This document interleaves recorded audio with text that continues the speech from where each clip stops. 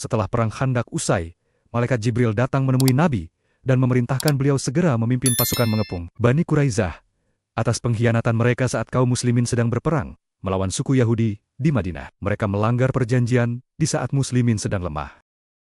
Bahkan, malaikat Jibril mengirimkan pasukan malaikat untuk mengguncang benteng musuh. Nabi memimpin sekitar 3.000 pasukan, termasuk 30 pasukan berkuda, menuju benteng Bani Quraizah. Ibnu Ummi Maktum ditunjuk menjaga Madinah, sementara Ali bin Abi Thalib memimpin barisan depan.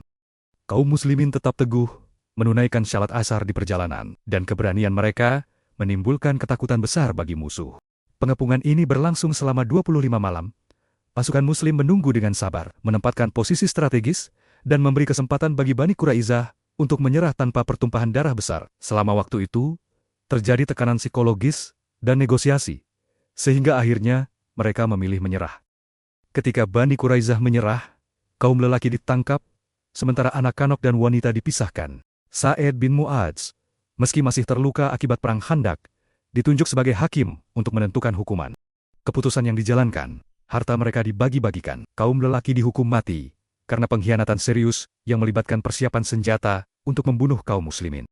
Wanita yang terlibat dalam permusuhan diberi hukuman tertentu, sementara anak-anak yang belum balik dibiarkan hidup.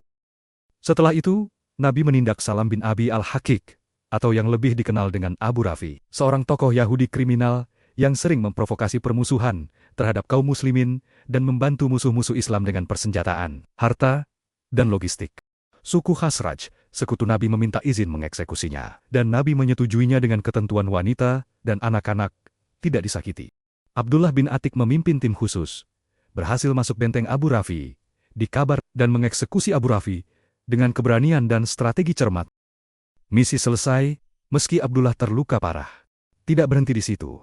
Nabi mulai mengirim ekspedisi militer untuk menegakkan keamanan di wilayah Madinah dan sekitarnya. Tujuannya adalah memberi pelajaran bagi suku-suku Arab Badui yang masih mengancam ketentraman kaum muslimin, kecuali mereka tunduk pada kekuatan muslimin.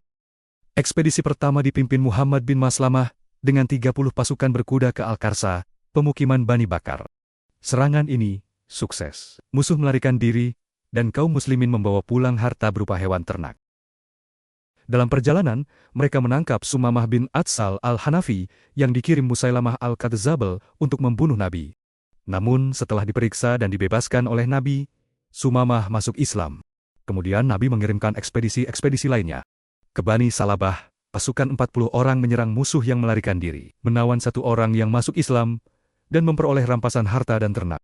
Ke Al-Jumum, Zaid bin Haritsah menangkap seorang wanita bernama Halimah dari suku Muzainah, yang membantu menunjukkan tempat tinggal Bani Sulaim. Kaum muslimin memperoleh harta, ternak, dan tawanan.